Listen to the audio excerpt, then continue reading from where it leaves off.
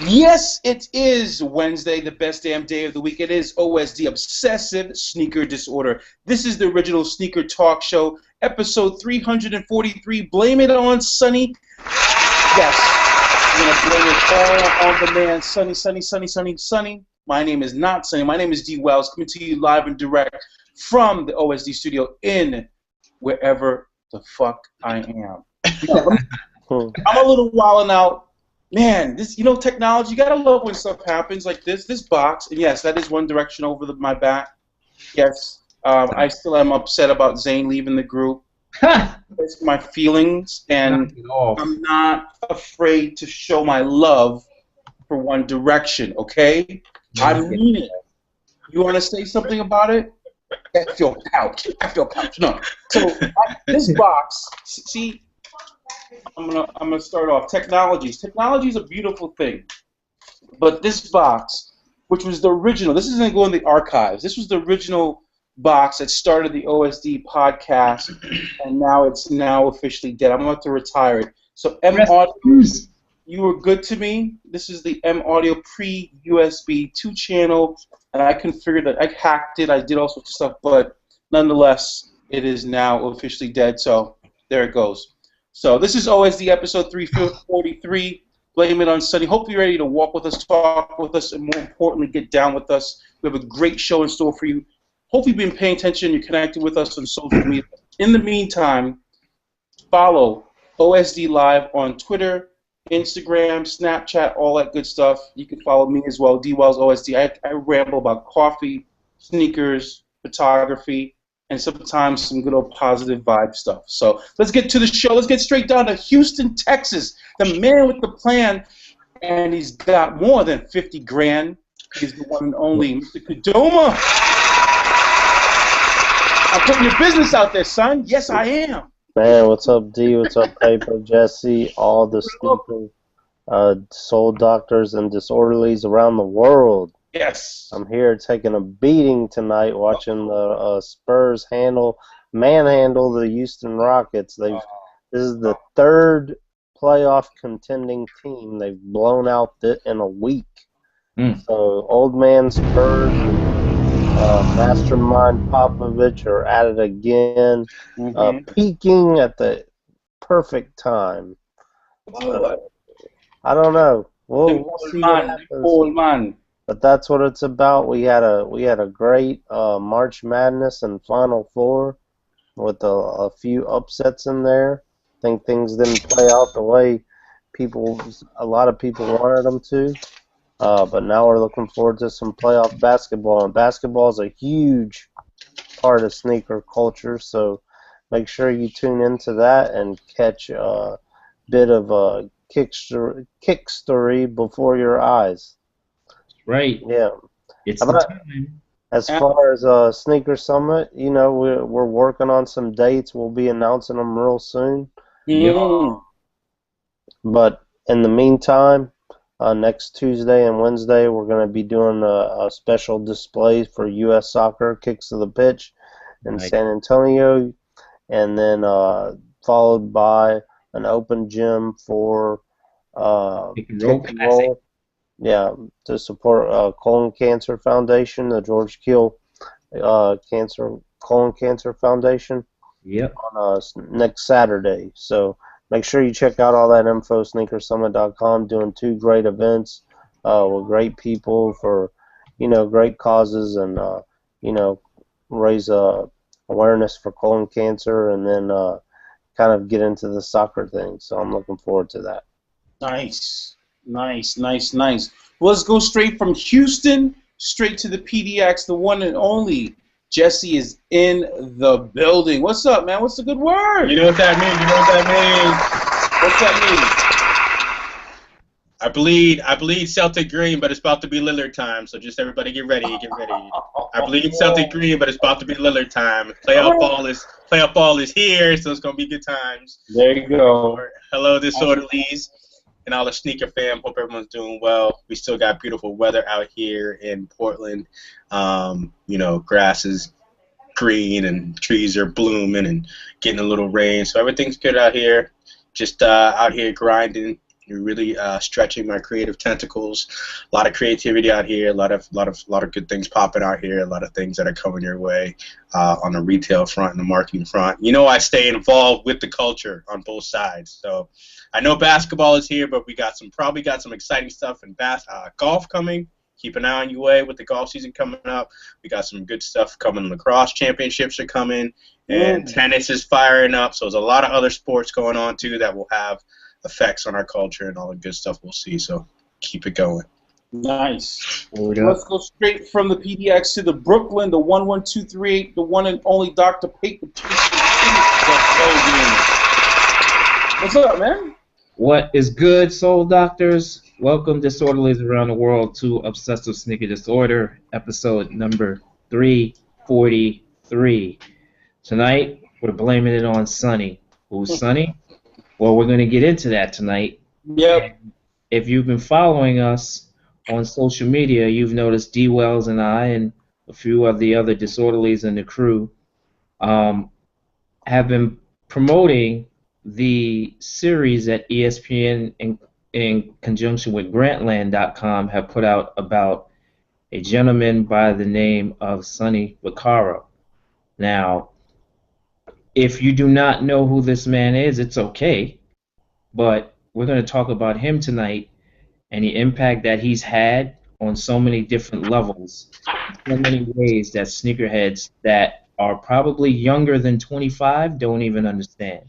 And a very big role in things that they don't even understand that they're a part of today, whether you're a sneaker lover or not.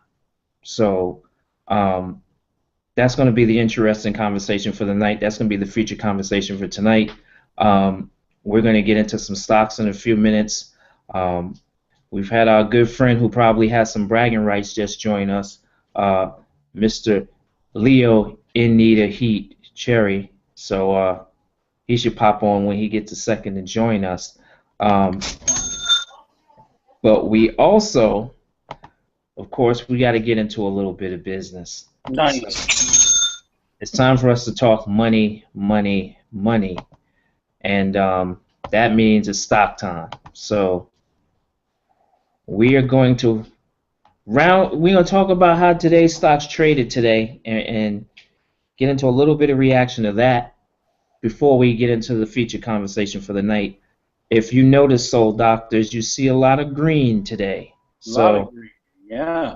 A lot of green today. So we have Nike finishing at, D. Wells calls it, $100.84 per share on the day, up $1.23 today. Skechers finished at $73.69 per share, up $1.33 per share on the day. VF Corporation, even though they're moving and shaking and got things on deck, finished slightly down, $75.59, down 4 cents per share on the day. Under Armour finished the day at $82.72, up $1.88 per share on the day. The market's talking heavily about them. Deckers Outdoor Corporation, parent company for Uggs, Teva, and a few others, finished at $76.47 per share, up 24 cents per. Foot Locker Incorporated finished at $62.63 per share, up $1.08 per share on the day. Nice move for them today, big move, one of the biggest we've seen from them in a while. Adidas AG on the OTC market finished at $40.55 US dollars, up 16 cents per share. Puma AG on the ETR market, pretty bloody last Wednesday when we reported on them, but they finished at 177.15, up 110, euro currency rated. NASDAQ, eBay finished at 57.11, up 3 cents per share. And last but not least is Finish Line Incorporated, also on NASDAQ, finished at $24.97 per share, up 52 cents per share on the day. So a lot of green, and even with the little blip of red that is VF Corporation today, things are looking like they're turning the corner. So once again, you've heard us say it, and we'll continue to tell you there's another side of the game that you guys should be investing in or trying to find out about investing in. And if you want to do that, we, the Sole Doctors of OSD, we will help you. All you got to do is put aside, bypass one or two of these overhyped releases, and you got yourself some money to really put into the game on the other side so that you're winning even when you're not buying. So info@osdlive.com is where you can find us, and we'll gladly help you. And D. Wells, I'm getting ready to dump some more money into all of these. Yeah, absolutely.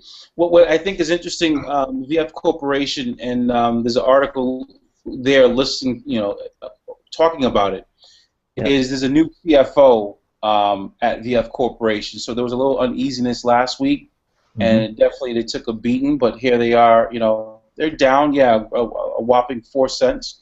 So there's going to be some stability there.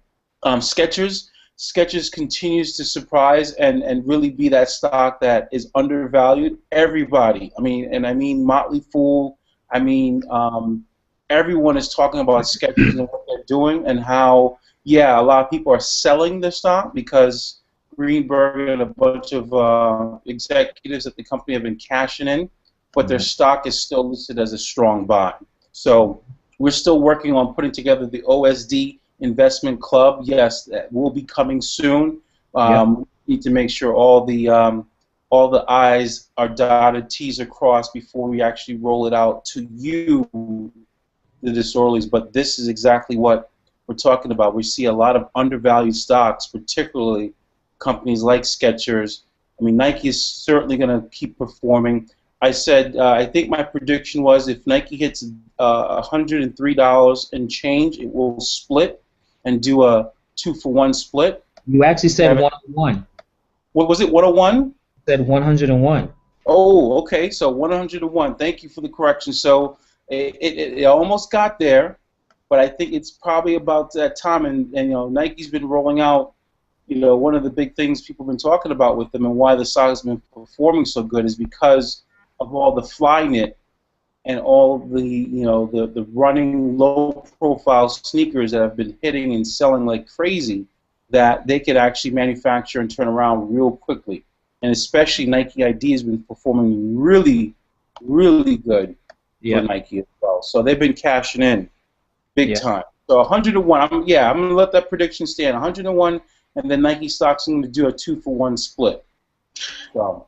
Just to piggyback on D real quick, there's a lot of stuff coming from that Nike camp.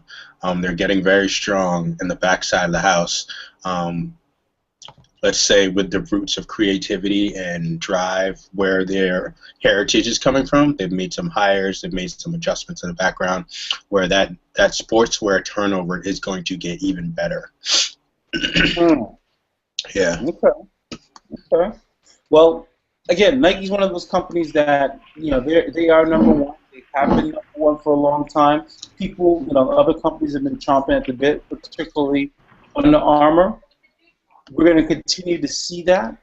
But we also see a company like Adidas, which this is the big time of the year. The spring season, so to speak, is big for Adidas and any of these companies as a whole, because to kick off, marathon season, you have the upcoming Boston Marathon taking place in Boston on April 20th, which also happens to be 4/20, the third Monday in April. And Adidas is rolling out, and actually I walked by the build-out was taking place on Boylston Street. I walked by it last weekend for the new Adidas Run Base store, which is a specialty running store that they're doing in conjunction with Marathon Sports in downtown Boston, steps from the finish line, of the Boston Marathon, and they're flexing their muscle. Adidas is not afraid to not afraid to show, show up, show out, and say, listen, this is a category that we literally continue to invest in. Adidas has been the sponsor of the Boston Marathon since 1988, and they're not going anywhere, even though in Boston, every sneaker company does kind of put their flag and stake down and try to, get a little piece of the pie in terms of when all these people converge on the Commonwealth of Massachusetts, downtown Boston, and then obviously all the other residual businesses come into effect too. So it's going to be interesting to see as more and more of these specialty stores start coming up or popping up, like the Run, the Run Base by Adidas. We're seeing more and more stores, big box stores from Under Armour in some remote places or not so remote places. We know, Ridiculous has talked about it right in his backyard there in Omaha, Nebraska. We've certainly seen them opening up new stores in downtown Chicago. We're seeing Under Armour just announced recently they're opening a store in some part of Florida. I think it was Orlando. So, again, this is all on purpose, and it goes right into what Paper was just talking about in terms of these footwear stocks as a whole. This is the most exciting time ever. Yeah. Watching this industry. It's definitely the most exciting time ever to be watching the industry, and if you have a little bit of money to put into them, you should. Because we haven't seen this kind of seismic shift in market position and, licensing deals expiring and more signature athletes getting shoes in a very long time. Very long time. Sports, we have not seen it. And again, you have to try to put some money. $500. If you just invest $500, you can do it with less. We'll show you how. But if you just take $500 and do what you can to get set up in this and get invested in almost all of these stocks that we report on every Wednesday, while you're not even paying attention, you're making money. You don't have to be a reseller. You're in a game. You get statements from these companies. You get announcements about shareholder meetings and all this other stuff that gives you exposure to a different side of all of these brands where you feel like you really have a say-so. Otherwise, you're just going to keep getting slapped with a bunch of stuff that you may or may not want, but that's going to end eventually, and then you're going to be wondering where all the new stuff is coming from. And these companies ain't going to have anybody to give you anything new because you kept buying all the old stuff. Yep. So. Yep. So I mean, that's where we are with it. Is Mr. Anita Heat ready to join us yet? Yeah, I'm here, man. What's good? So I guess we've been beating you up so long about your lowly Atlanta Hawks that I think it's time to give you some props and give you all your just due for what you guys went through last season with the management team and everything else, and now you guys are like balling better than most of the league, period, straight up. So congratulations to you and your Atlanta Hawks. Man, appreciate it. And, first off, I ain't been on in a minute, man. I've been under some changes at the job and some other, different aspects of the life. So I've just been having to work on, bettering the situation. But so I do miss, OSD. I want to say, I miss y'all, and good to be back for a little bit. I'm actually I'm headed to go study right now, but so I ain't gonna be on here too long.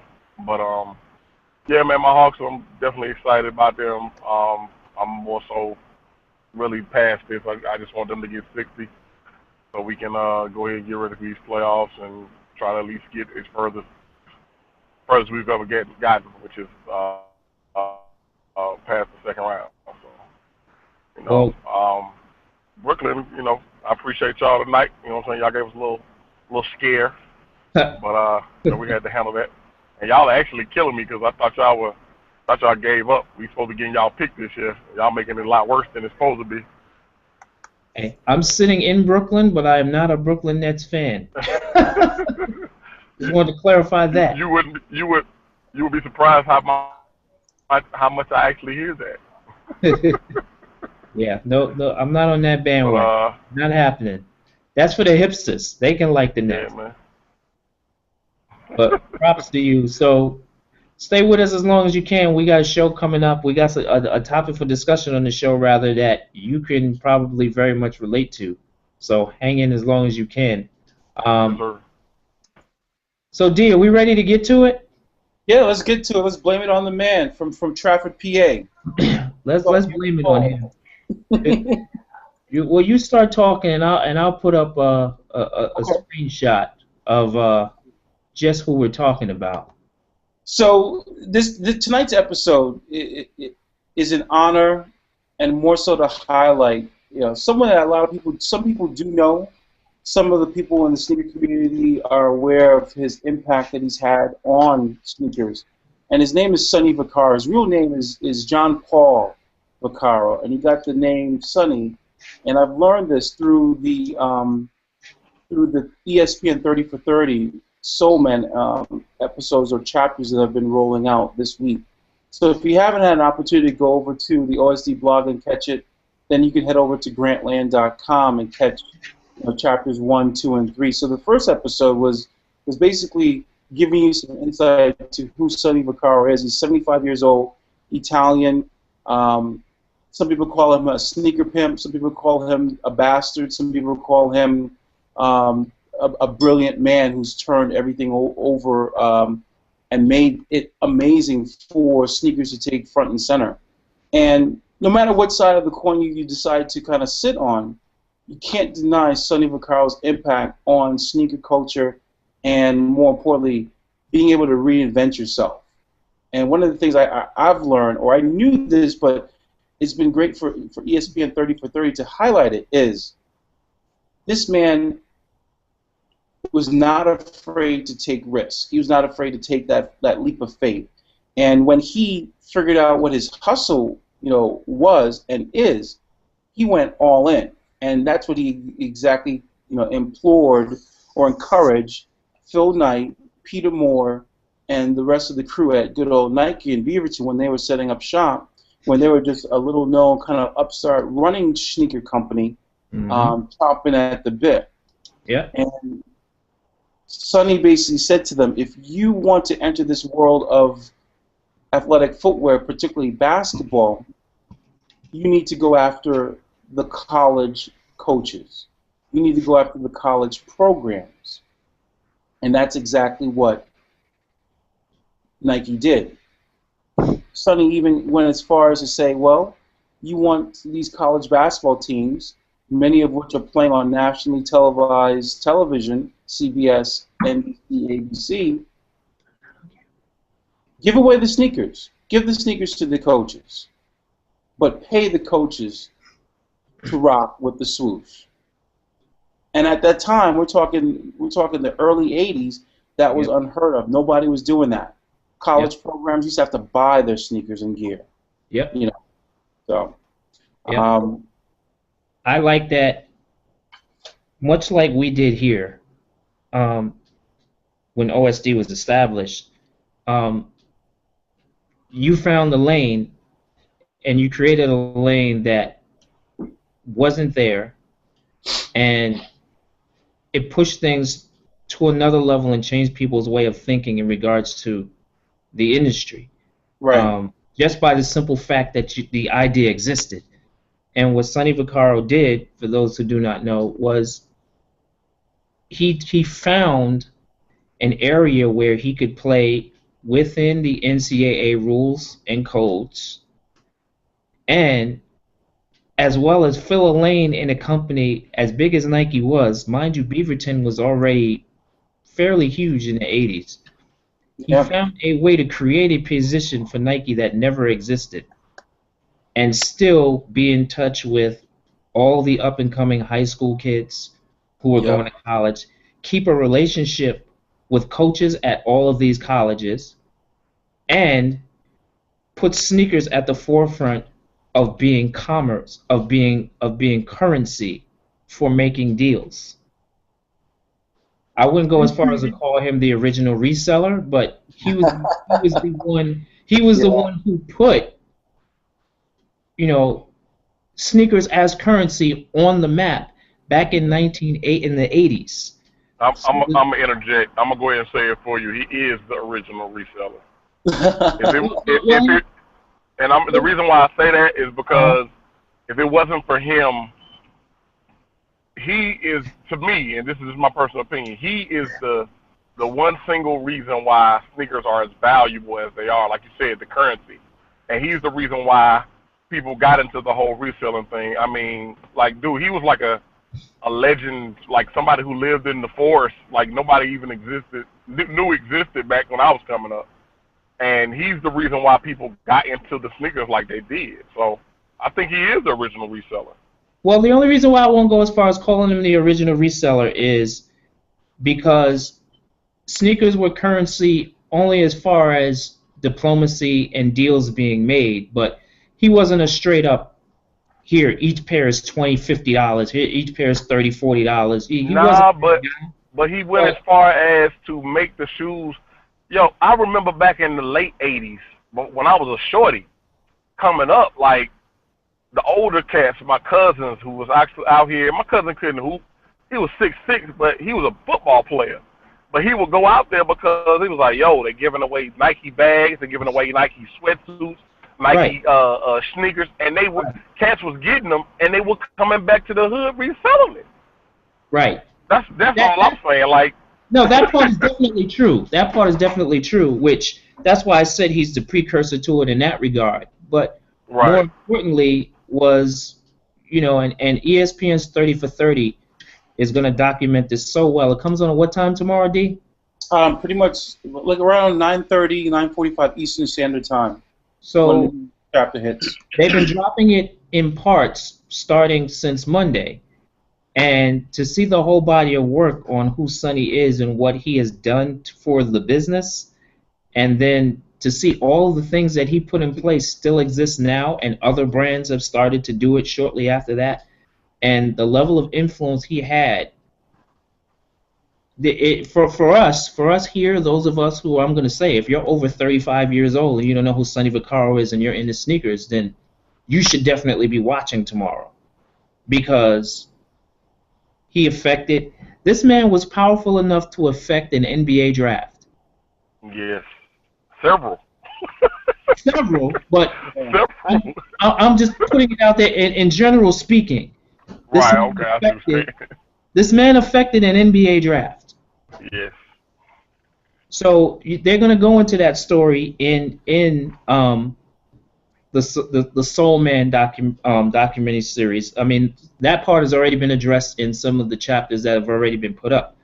But I'm gonna try to hit y'all right back, man, in about 30. The interesting thing is, again, there was a lane that did not exist, right? There was talent all across this country that was untapped. There was, and it started with his city. That's the dope thing about it too, D, was the fact that it started with his city. Yeah.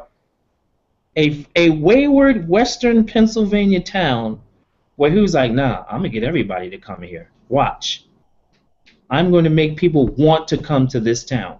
Right. They're going to call me from all across the world, and they're going to want to come here to play. Watch. And it turned into something that still exists today on multiple levels, multiple brands, and some of this stuff that you'll see documented, discussed rather in, the documentary, is still going on today. Still going on. No, absolutely. He created a job for himself. I mean, that's one of the big things I picked up is there was no job or a title or position that existed like this before, and until Sonny came along and basically said, I'm willing to do this for you, Nike, and all I need you to do is to be able to not only give me product to eventually give to the coaches and ultimately the teams, but I need money to pay these coaches. Mm-hmm. And everyone's going to want some of this money that I have, and you're going to get top billing. I mean, I don't know if they're going to cover this, but one of the biggest kind of takeovers that Sonny pulled was not by him going and approaching the University of Miami. It was actually University of Miami seeking him out. Mm-hmm. Because he was so popular. And I know people that went on to play football at University of Miami, U of M. He was so well known for, just like Leo said, the Dapper Dan Round Ball Classic, that cats at the University of Miami wanted Nike sneakers. They wanted Nike cleats for the football, and the basketball players wanted the sneakers. An attorney who worked for the university called Sonny and said, "We want Nike. What do we need to do?" So basically, University of Miami opened their doors and said, "Please take us." They spread their legs wide open. And literally, that was the start of another takeover. I mean, Sonny owned University of Miami. Nike owned University of Miami up until last year. For a long time. Up until last year. Last year was the first year that University of Miami basically ended their contract with Nike and went with Adidas. And then you have people like Warren Sapp cutting up his cleats and doing stupid shit instead of like donating them or auctioning them because he's brainwashed, but a little stupid in the head. Too many hits to the head when he played football there, and then with the Tampa Bay Buccaneers and elsewhere. But I digress. But see, we gotta get to brass tacks with people, because there's a lot of people who are watching the show right now who are wondering what all this means for them. Like, how does this affect all the sneakers that are in my closet? That's what they're gonna want to know. Some of the younger audience, and straight up and down, your entire closet would be entirely different right now if it were not for Sonny Vaccaro. Right. Absolutely, I agree. Your entire closet might not be full of J's. You might not know who Kobe Bryant is. You would have heard of Michael Jordan because he was just that good, but things would have went a different path. Kobe Bryant might have really ended up in Charlotte.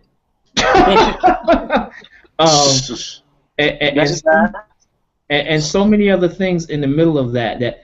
And we're trying to say who he is without really giving up so many of the details that are in the chapters 1, 2, and 3, which are already out, as well as the full-length documentary that's going to air tomorrow. Because I think it's really masterful work that they did to finally document this. I'm sure Dee agrees. But the fact that this man influenced basketball, football, universities, politics with brands, relationships with coaches around the country and around the world. He put on radar, the whole issue of whether college athletes should be paid for what they do. This was all part of what he did. This one man is influential in so many different ways and things that people are involved in all across America that he never really gets talked about because people never knew who he was. People just know the results of his work, but they don't know who he is. So I'm happy that now he's finally getting his story to. And the other part too. Truthfully speaking, I'm happy he's alive to tell it first person. Yeah, I agree.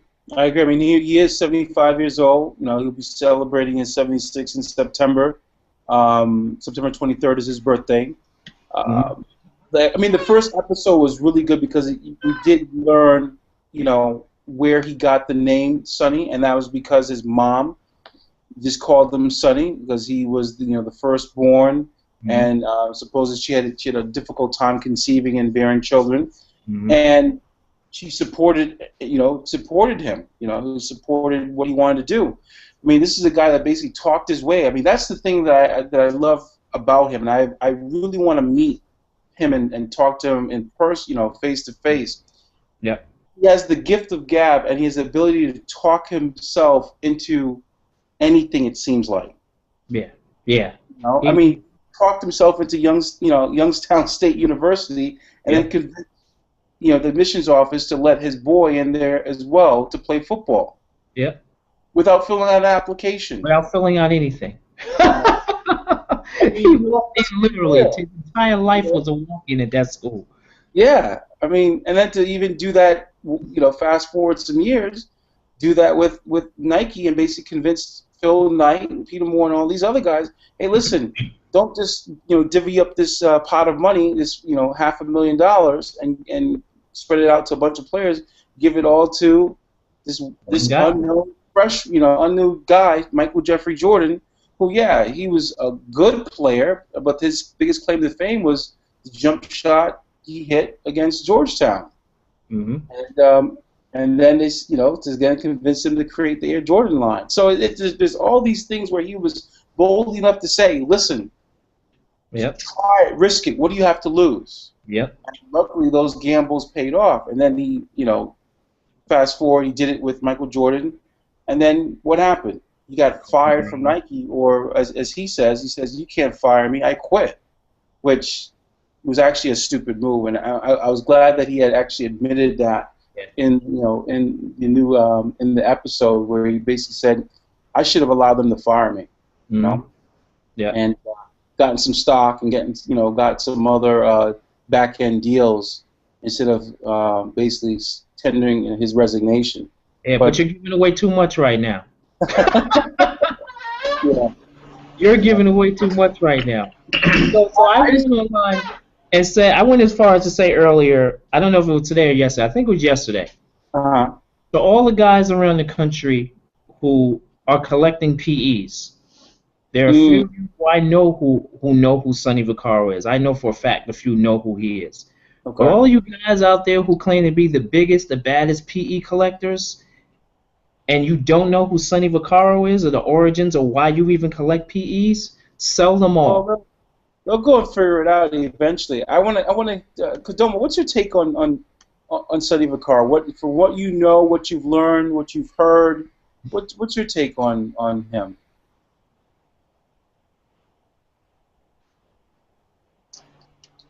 You're muted, Kadoma. You're muted, Kadoma. Sorry about that. There we go. I think he did a lot for putting a name to sneakers, Mm-hmm. A lot of people, when they pick up a sneakers, these are the Jordans or these are the so-and-so. I mean, the sneaker probably wouldn't be called that. I don't know. I can't say that. But a lot of sneakers probably wouldn't have such a namesake if it wasn't for him. But I know he found a lot of great players and put great players with brands. Mm-hmm. And there's a lot of people right now trying to cut corners and undo the work that he's done. Mm-hmm. But I think his work will stand the test of time. Yep. People want to see great talent. They don't want to see nameless, boring athlete. Athlete. So. Yeah. All right, Jesse, what's your take so far on what you've seen and heard and know about good old Sonny Vaccaro? This is a tough one for me, and that's because it's not unbeknownst to the crew, my relationship and my feeling for the Nike brand. And as Paper mentioned, if you're over the age of 35, which I happen to be, you are very familiar with who Sonny Vaccaro is if you were into this culture at that level. Now, when we talk about being into the culture at that level, I knew at 15 years old the Sonny Vaccaro story. I was, in high school playing sports. You hear about ABC camps. You hear about that other things. I wasn't playing basketball, but you knew about those camps, and you knew about how Nike was invested in those sports and that stuff. But if you were a part of the culture at that age, understanding shoes, understanding different brands, I had the knowledge and the wherewithal to know, okay, what's behind all this? How does this work? Who's doing this? Like, this doesn't just happen nowhere. So I knew Sonny Vaccaro's story for a long time. And you watched it, you'd know it because that's knowledge about business.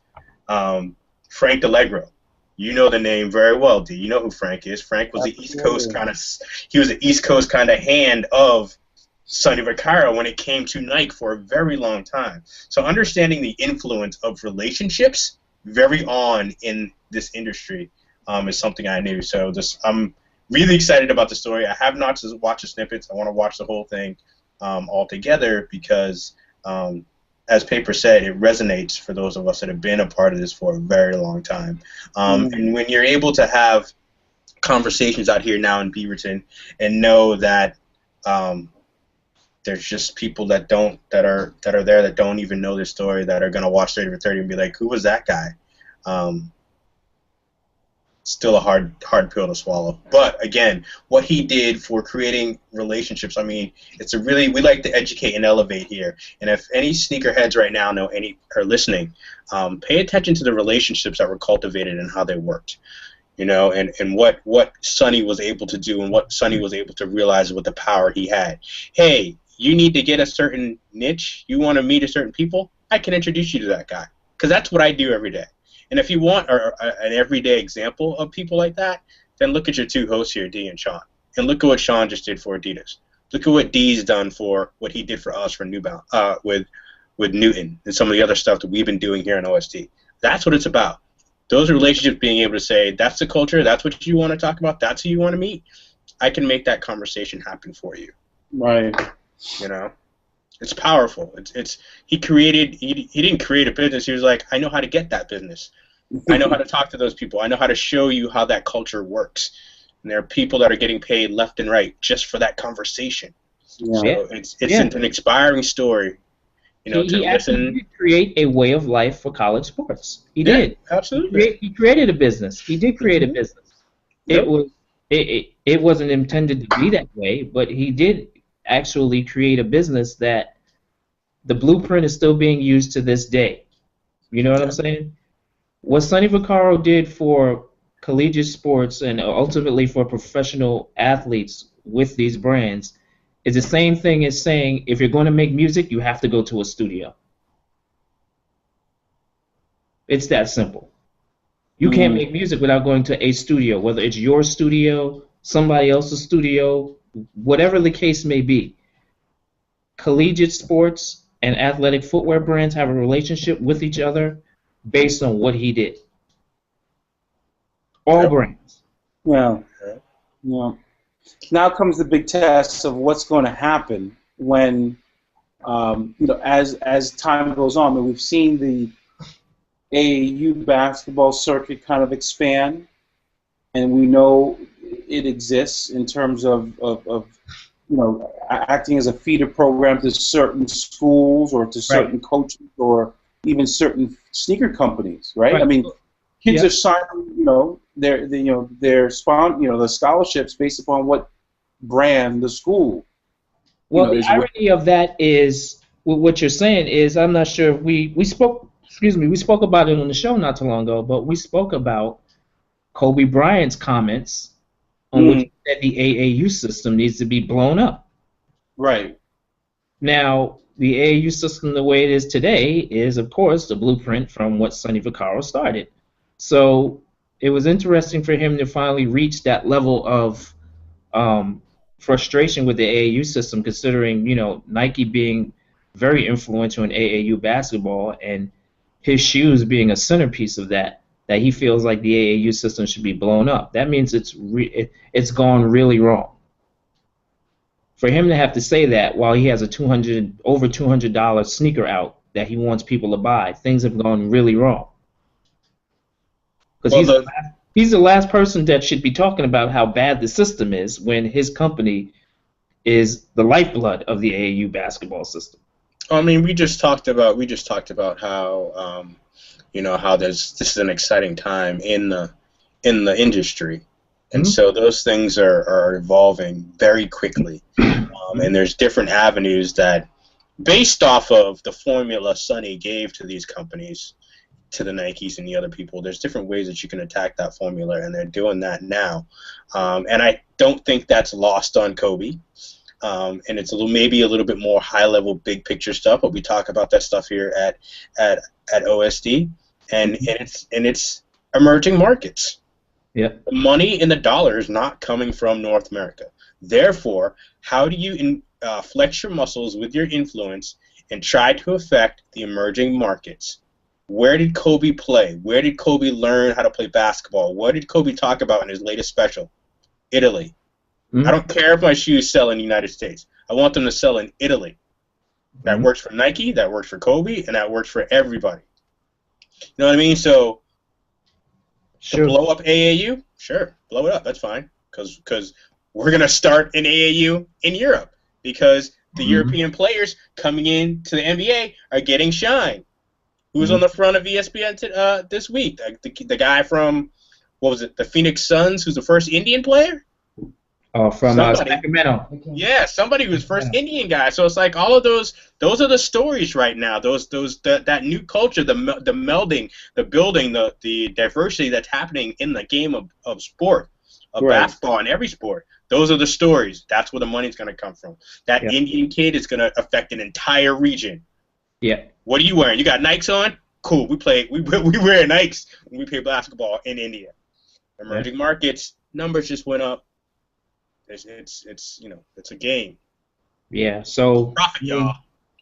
I can't wait to watch the whole thing in its entirety tomorrow. And have Gavin sit here and watch it too. Force him to sit here and watch it, whether he wants to or not. He's going to watch this. Because he's a basketball player and he's exposed to some of the ways that people, even on his level, are trying to manipulate kids. It's happening here in New York for kids his age. So it's going to be a good thing for him to watch and make a little more sense of the big picture, more so than he already has, because he's ahead of the game in a lot of respects as far as that stuff goes. But to see how we're talking from... Just real quickly, the full episode is going to air on the 16th at 9 p.m. Okay, 16th at 9 p.m. So parts 1, 2, and 3 are out now. We will have them up on osdlive.com, and we'll be promoting them through our social media outlets. Whoever's watching, Disorderlies around the world watching the show, please get caught up so that by the time this thing airs in its entirety, you will have seen it all, or by then you will have seen some of it, where most of it, once you watch the whole body of work, will make some sense to you. But I think it's genius by ESPN and Grantland to release it in the chapters the way they did. I think it was really genius to do that. Because the timing of them it's like great timing of all of them. So you get just the right dose in each chapter. I like how they broke it up. It was a really good way they did that.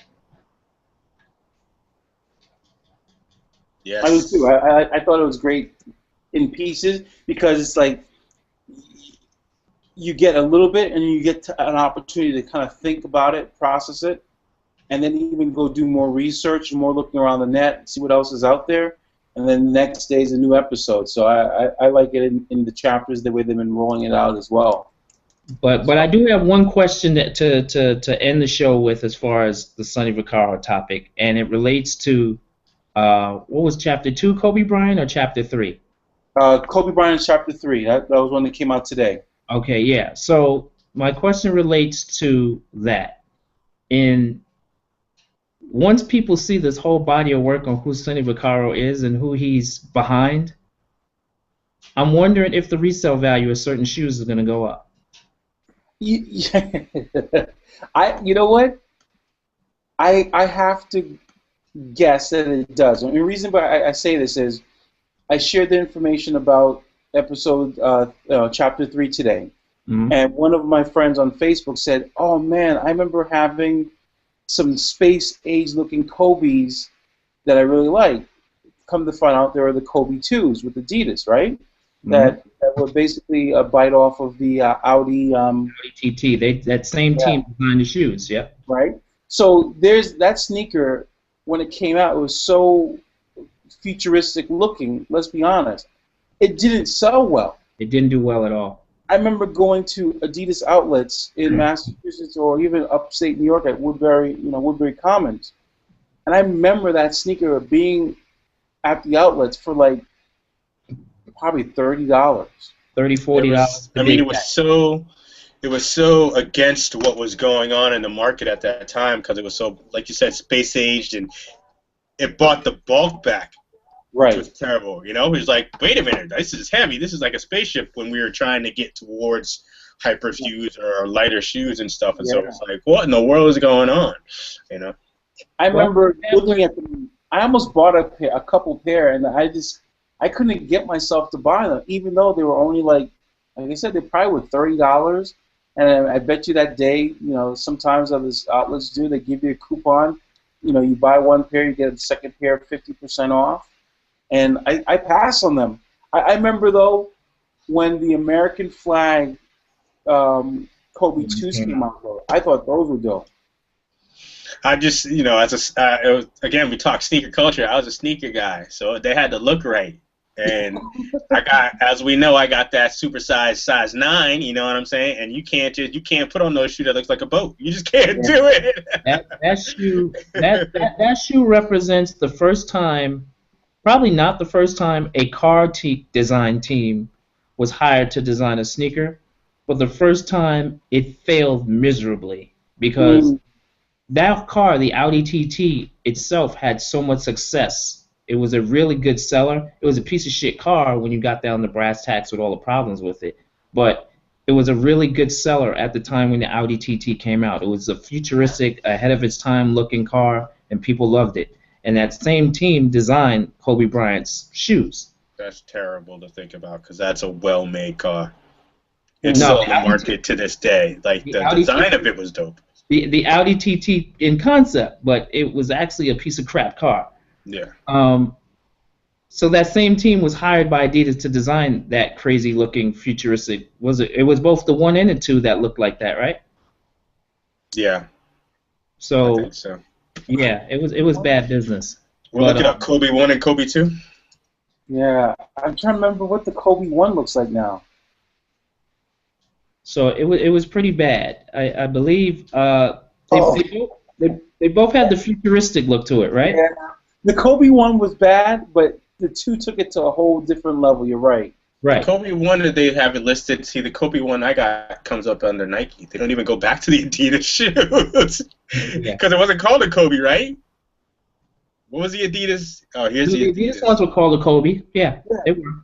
KB8, KB8-2, KB8. So, example. Take a look. Here they are. Take a look at these. Here we go. So is that the crazy? Was the Crazy 8 the number 2 or the number? This is the 1. Yeah. Yeah. So to give you a quick example of the rundown, and that was the 2. The Crazy 8 was the 2. So you have.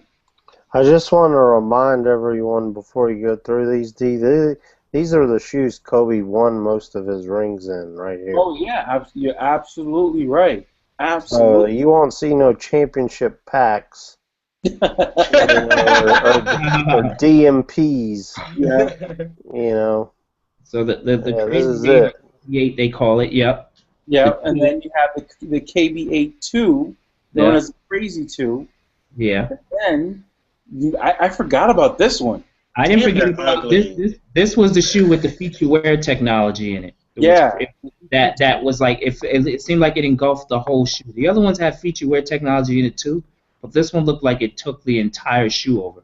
Yeah, and then you get into the Crazy one, aka the Crazy 1, and then we get into Kobe 2. Yeah. So both of those shoes. And then you remember this one, paper? This one never came out. I actually saw the physical sample of this one. Right. But the previous 2 that you showed, the Audi-looking ones, those were designed by the same people that did the Audi TT. They're missing a shoe in there. Which one? Kobe was the championing the. Well, it's not a signature shoe, but in between this one and the Kobe 1, he was championing the Huarache 2K4. Which was his first shoe before he signed with Nike. No, that was before. That was when he was a free agent. He wasn't signed. That was a huge basketball shoe. Yeah. Yeah, that was when he was a free agent. D actually owns a pair of those. They haven't been able to retro those. It's amazing how bad they've been at really kind of nailing down that 2K4. They haven't been able to do it. So and for the record, they're actually going to retro the Huarache and the Kobe colorways. Yeah. Both colors, home and away. The 2K4? No, the Flight Huarache. Oh, okay, yeah. The shoe that D displayed at Boston Sneaker Jam that Yeah. had the internet on fire and everybody losing their religion. Well, see, I don't know. For that list, like the list started out, the Adidas weren't called the Kobe's, right? Right. They're called the KBA, and then people start calling the Crazy 8. Oh, was it? All right. Yeah. Yeah, all of his shoes had his number and his name assigned to them when he was with Adidas, but now the retro has given it the alternative. He was a free agent for a bit. I think he wore Adidas. I think he wore Reebok. I think he wore that season. That's a great season you can talk about right there because he wore a different pair every game. He wore Jordan, Nike. Yeah, Jordan, Nike, and then he had a couple Reebok questions. Yep, some Reeboks. Yep. Yeah. So, again, that's the end result of the work of Sonny Vaccaro right there is because Kobe Bryant is, from Sonny Vaccaro's era. He was one of Sonny Vaccaro's clients. So he knew that once he became a free agent, based on what he learned when he was a youngster, and Kobe Bryant's dad called Sonny Vaccaro that, hey, I'm going to find a way to make this work for me. And he did. Look at all the shoes we just chronicled. And I believe, I can't even give this away, D. I won't give away how much Kobe was making with Adidas per year when he first signed. No, come on. That was unprecedented. That was unprecedented. There has never been a signature athlete to make, before the modern day, there had never been an athlete making that much per year wearing a sneaker brand. Right. That was the work of Sonny Vaccaro. He got paid. So again, make sure you catch this thing in parts. Get it in the small doses where you can. I believe each chapter is between 10 and 15 minutes, no longer than that. And when the whole body of work comes out, you better believe I'm going to be sitting here, me and Gav are going to be sitting here watching the whole thing because this is the guy that is largely responsible for the landscape of sneakers being the way it is and the landscape of college sports ultimately with endorsements being the way it is. Of course, there are a few other people who, in that timeline of things also push things to another level, like Bobito Garcia, who's also a basketball head. And other people who along the way really push things to the level of where they are today. Very instrumental. But on a multi-billion-dollar international sports, level, political level, Sonny Vaccaro is the guy. Period.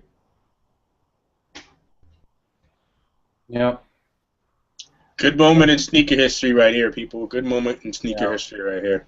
I mean, there's a lot that can be learned for kids and for anybody that's a part of this culture, but especially, in my point of view, anybody that's working at any brand right now, you should be taking the time to watch it. If you want some gems into how you should be doing your job or how some of the things that can be important or what could happen, you should be watching this with popcorn and taking notes. Yep. Straight up.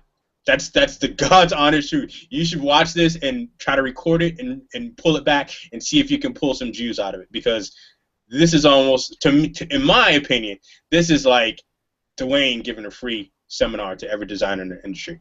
This is what this is, because there's going to be jewels in there for you to pull out and be like, oh, like, I mean, we're talking to skip generations here.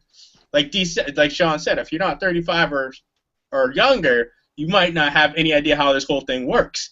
And so you're about to get a good snapshot into some key strategic, high-level strategy stuff about entering markets.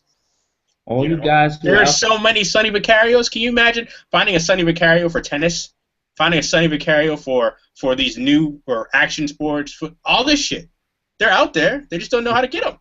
Yeah, there's a Sonny Vaccaro for everything sport now. Believe that. Definitely is. Mm-hmm. Definitely is. But, you know, all you hype beasts out there who need your PEs, your Oregon shoes, your SVSMs, your all these other different, you know, PEs that you guys are craving, and you don't know why those shoes became big in the first place, you should be seated next week on the, was it the 15th you said, D? 16th. 16th? You should be seated on the 16th at 9 p.m. Eastern Standard Time to watch, because you probably have no clue why the shoes you have are as popular as they are now. And they're gonna that particular program is gonna give you the blueprint right there. And for kids who are trying to find a way to make themselves, you know, carve themselves out their own niche in the sneaker business, you too should be watching. When you watch on the 16th, I'm gonna watch this. We'll see what happens. There could be a shift in the entire sneaker culture after the 16th. Wow. I really think so. I think there could be a shift. I think there's some people that could watch and then turn around and look at their collections and be like, what the hell have I been doing? Like, it'd be great to see if we can mark that day and then be like, let's see how the resale market does, and see if people are like, okay, I'm in the wrong lane. I'm in a lane, but there's another lane I can be in. Because am I really passionate about all these shoes I have behind me? Or am I passionate about a certain sport that I like being a part of that I think these shoes connect me to, or they used to? Or do I like the business end of it? Yeah, like what am I really doing here? Because this show was going to give you some insights into all pieces of that. Totally is. So it's going to be awesome. Kadoma, before we wrap up the show, one more time, put everything out there as far as what's coming up for the summer H-Town Sneaker Summit, sir. Man, we're going to drop some dates real soon on some Sneaker Summit events, but for right now, we have a display coming up with U.S. Soccer and Kicks to the Pitch in San Antonio on Tuesday and Wednesday of next week, right before they play Mexico at the Alamo Dome. It's a huge event, and it's a huge opportunity for sneaker culture to be out there amongst 50,000 soccer fans. So we're looking forward to doing that, and then follow up on Saturday with the open gym right here in Houston, Texas, at George Keel, the founder of Kick Roll Classic, the high school, Cy-Fair High School, I believe. We'll have an open basketball gym. Reservations are now open. You can just go to sneakersummit.com and find out all the info on those two great events. Yeah, absolutely. Shout out to George and the Nice Kicks family, you know, because they straight up and down show us a lot of love without hesitation, and we really appreciate that. And the Kick and Roll Classic is really a dope event, and to see how many people get involved and are actually enjoying being a part of that event. Again, basketball and sneakers tied to a bigger cause. That is a dope event, and I do hope one day to get, you know, further involved in that, because it's a great event. Just from the pictures and everything else you see that people are there having fun. There's no pretentious BS going on. They're playing ball. They're wearing kicks. They're donating kicks. They're doing things for a good cause, and it's great, dude. It's great. I like it. Absolutely. So D-Well. Yes, sir. Or Jesse, before we get to you. Jesse, what you got going on, man? Talk to us. Where can people find your work? JesseRodJr.com. Everything that I'm going to be involved in lately is going to be on my blog, so I'll be updating my blog more, directing you to the projects that I may be involved with. And again, if you want to hear from my perspective and what's going on in the retail marketplace, what's going on in sneaker culture, the creative front on visuals, I will be posting hopefully a blog post leading you to the rest of the commentary. But just like I said at the beginning, stretching my creative tentacles and working with this immense, huge creative marketplace out here in Portland. So be on the lookout. If you're coming out here, holla out. Lots to see, lots to do. And D. Wells. Yes, sir. you've been quite the content machine on OSD Live lately. What's coming up? Oh man, I still have to put together my kind of video recap, thoughts, perspective on the difference between Meerkat and Periscope. But I think I'm just gonna roll it out. I'm not gonna make it all formal and whatnot. I'm just gonna roll it out using both apps and then share the videos of what of how I use it and how I use it in different ways, because I've been really paying a lot of attention to who's using both platforms, and it's really interesting to see. Like, I got notified of a Madonna video today on Meerkat. I was going to say, Madonna rolled out her video today, and it was dope. I wasn't able to watch it the whole time because I was in the car, but I could listen to it nonetheless. Oh, wow. I thought that was just amazing. So here I was able to listen to Madonna not only talk, but also listen to a world premiere of a song. So talk about distribution and connecting with your audience. I'm not going to lie. I love me some Madonna. I love the Material Girl. I'm not gonna lie.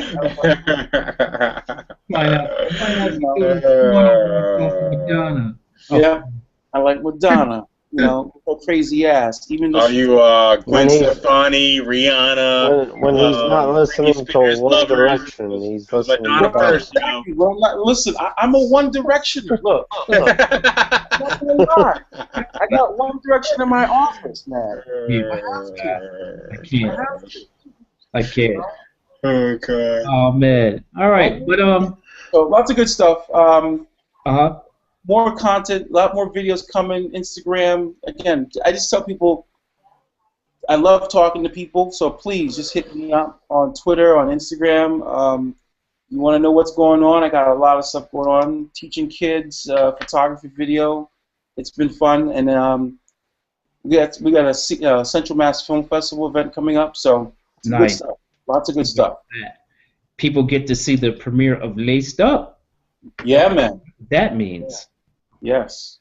All right. So, for those who have not noticed, I have changed my handle slightly. It is now on IG and Twitter at OSD_Paper spelled CHASR. You can expect a story going up on the OSD Live website soon in regards to the meaning and spelling of the name Paper Chaser. I highlighted that a little bit a couple of episodes ago on the show, but I'm going to really go in depth on the origins of the name and see after that where it goes and what kind of feedback I get, because people always ask how that spelling came about and the name in general. So I'll be getting into that soon. Next week on April 15th, I will be hosting the next edition of Flight School at Jordan Heads, Brooklyn, which will be featuring Mr. Ben Osborne of Slam Magazine. He has a new book coming out, so I'll be interviewing him for the next edition of Flight School at Jordan Heads BK. Shout out to Calvin, shout out to Ben, all of you over at Jordan Heads BK. So we're going to have to figure out how to get you to broadcast live from there. We won't do a show, but we'll do a special Jordan Heads episode.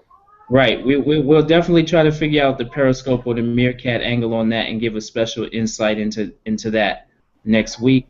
The event is from 7:30 to about 10 next week. So shout out to Calvin again and Ben and the good folks over there for asking me to do that. A lot of love for our Series D Wells from the Feet Up. People are really loving it. And, with each episode, more and more people are getting involved. But you can definitely check that out. Great job on that. I love watching the back episodes, Paper. I love going through 1, 2, 3, 4, Yeah, we're having some fun with it, giving people the content in a different format. We're so long-winded on OSD that sometimes we lose people. So we had to also find a way to give them, a show with a quick hit that isn't worth too much commitment. So Feed Up has been working out really well. Shout out to everyone who's been watching episodes 1 through 4 so far. If you haven't watched them yet, they are not hard to find online, on YouTube, on OSD Live, on Facebook. You know, for anybody watching, don't let the April Fool's joke scare you. OSD ain't going nowhere. We only getting bigger, better, and stronger, baby. So trust me, we ain't going nowhere. We gonna be here. I don't care how long-winded our host thinks we are. We're gonna be right here, kicking this knowledge for a long time. That got me thinking bad boys for life. Skechers. I don't think anybody's going to work at Skechers. We might buy stock in Skechers. Exactly. Guilty. Let's be honest here. If that money comes right from Skechers, we all might go over there and handle some business for a little while. So. So yeah, thank you to everybody for watching from the feet up. You know, our offshoot, our subsidiary brand offering. Appreciate you guys on that. Episode number 5 will be coming out soon. I believe probably next Wednesday. Episode number 5 will be out. You guys will really enjoy that one, where we went with that one. And just continue to check for us, man. Continue to check, you know, all the different social media outlets that we have. And we'll continue to give you good content that's different than what you're used to. You got, you know, 6, 7, 8 different people in OSD who are the cast and crew of the show, who are each delivering some stuff to you every day that's, you know, different than the other guy. So we got a wide range of stuff to offer you guys, and we're also here to help. Again, if you want to get into investing in footwear stocks, make sure you hit us up, info@osdlive.com. We will definitely steer you in the right direction and put some money into that. Again, just $500. Come on, you can do it. You spend $500 a month on sneakers or more. Yeah. Can I just piggyback on that real quick and let everybody know watching too that we are a source of information for lots of things, and so hitting one of us is hitting all of us. So make sure that you reach out, whether it's on Twitter, Facebook, the show, however it may be. If there's anything on your mind that you want to know about this culture, we are a source to help you, point you in the right direction. All right, D-Ward. And with that, is there anything else more to say? Thank you for tuning in. Make sure you walk with us, talk with us, connect with us, just like Dr. Jesse just said, and all the soul doctors and disorders around the world. Make sure you come back and talk with us next week, as we'll be dropping a new and special episode from Jordan Heads in Brooklyn. We're going to make it happen. Dr. Paper Chase will definitely be in the building, so go out and see him in the flesh, in real life, IRL. Make sure you support him. So until then, you be good, you be safe, and I have to say this to everyone: keep your laces tight, tightly your tongue loose, and what we say? Yeah. We're out. Hit the music.